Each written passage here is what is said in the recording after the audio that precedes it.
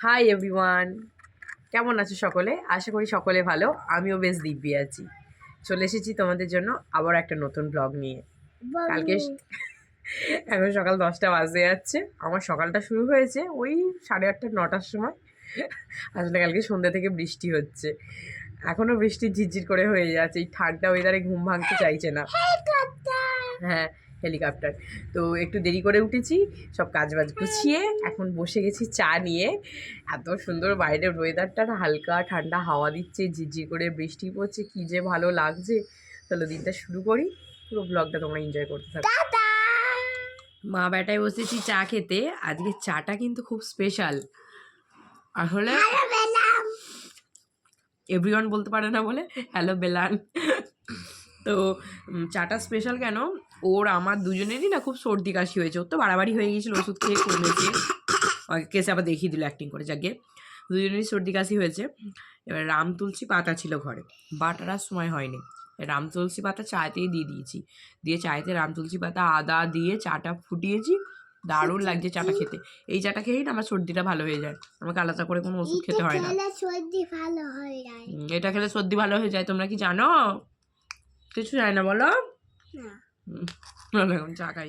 এখন ঘড়িতে 11টা 10 বাজে।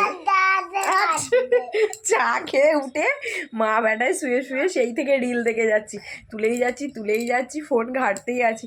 কখন যে ঘড়ির কাঁটা ঘুরে গেছে হুঁশই নেই। আসলে ব্যাপারটা কি, আর প্রত্যেক দিন সকালবেলা তো ছেলে পড়তে যায় 10:30 থেকে। এবার ও পড়তে যায় বলে তাড়াতাড়ি করে কাজ গুছিয়ে পড়তে নিয়ে চলে যাই, কাজে ব্যস্ত হয়ে যায়। এবার আজ যেহেতু শনিবার, ওর পড়া ছুটি, ব্যাস সুযোগের সদ্ব্যবহার। কাজের চাপও নেই, একটু শুয়ে নাই।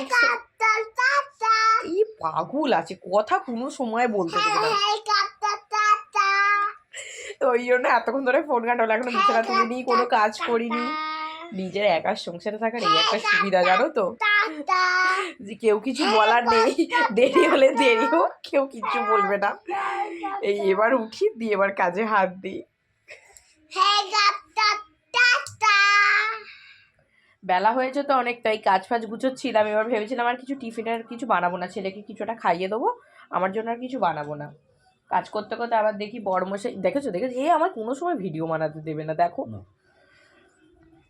ও আবার দেখছি এনেছে আজ কচুরি, ওই জন্য কচুরি নিয়ে খেতে বসে গেলাম। খাওয়া দাওয়া করে রান্নার দিকে যাবো, রান্নার জোগাড়জাত করে ফেলেছি, করবো রান্না। গুন্ডাটাকে কোলে নিয়েই রান্না করতে এসেছি, কারণ ওকে নামিয়ে যখন রেখেছি স্ট্যান্ডে, আমার ফোনটা তো লাগানো আছে, সে স্ট্যান্ডটাকে এত নাচাচ্ছে ও ভিডিও করতে দেবে না। রান্নাঘরে এসে আজকে চাপিয়ে দিয়েছি খিচুড়ি। বর্মশাইয়ের আজকে আবদার, সকালবেলা বৃষ্টি হচ্ছে দেখেই উনি বলে গেছেন আজকে দুপুরবেলা কিন্তু খিচুড়ি করো। সেই কথা মতো খিচুড়ি চাপিয়ে দিলাম। আর মাঝে রোদ্দুর উঠেছে দেখেই আমি ছাদে সব কিছুটা মেলে দিয়ে গিয়েছিলাম। ওই জন্য হালকা যেগুলো শুকিয়ে গেছে সেগুলো তুলে নিলাম, আর যেগুলো শুকোয়নি সব উল্টে পাল্টে মেলে দিলাম। রোদ্দুরটা উঠেছে দেখে একটু শান্তি, নাহলেই ঘরে বারান্দায় জামা কাপড় ঝুলছে, বিরক্ত লাগছে। এদিকে গুন্ডাটার বদমাইশি রুখতে কী করেছি, আপেল কেটে বাটিতে ধরিয়ে দিয়েছি, আর সাথে টিভি চালিয়ে দিয়েছি। ব্যাস এখন আমি পুরো নিশ্চিন্ত, যতক্ষণ আপেলটা শেষ হচ্ছে ও টিভি দেখবে আর আপেল খাবে। এইসব করতে করতে ওদিকে রান্নাও করছি, এদিকে কাজও করছি। করতে করতে ছানাটাকে চান করানোর সময় হয়ে গেল। ভেবেছিলাম আজকে আর চান করাবো না এই ওয়েদারে, কিন্তু আবার রোদ্দুর উঠেছে দেখে আমি অল্প করে গরম জল করে ওকে চানটা করিয়ে দিলাম। চান না করালে তো আবার পেট গরম করবে, তাই জন্য চানটা সারিয়ে দিলাম।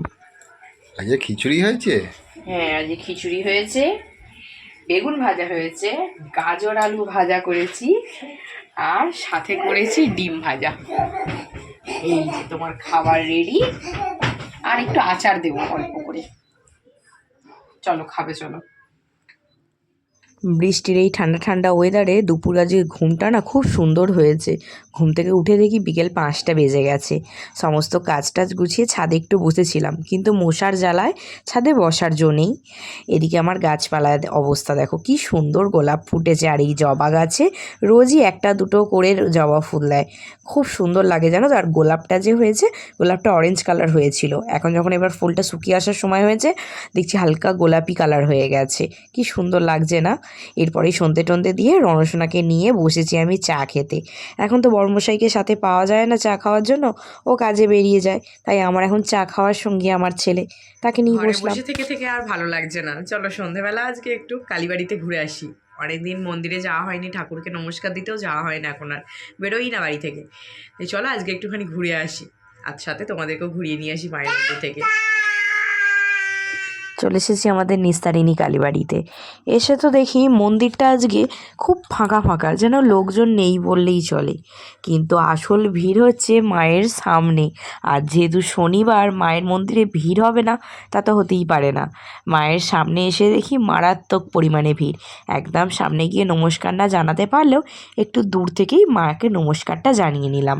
এরপরেই ফেরার পথে রণর দাদাইয়ের সঙ্গে দেখা হয়ে গেছে। ব্যাস, দাদাইয়ের সাইকেল চেপে সেই কালীবাড়ি থেকে ও বাড়ি এসেছে।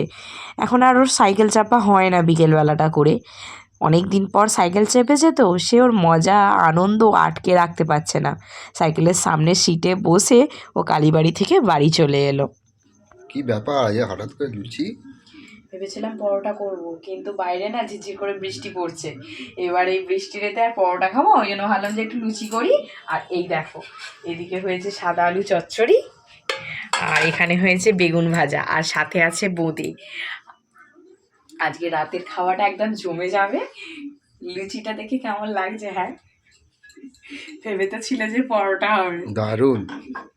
চলো আমি ঝপঝপ করে নিয়ে খেতে দিচ্ছি। হ্যাঁ, এক্ষুনি হয়ে যাবে। লুচি তরকারি কেমন খাওয়া হলো বাবা? হেভি। ভালো হয়েছিল খেতে? হ্যাঁ মন ভরেছে? হ্যাঁ চলো এবার ঘুমিয়ে পড়ি। আর কালকে সকালে আমরা কোথায় যাব? দিদুন ভাই। দিদুন বাড়ি যাবো কালকে।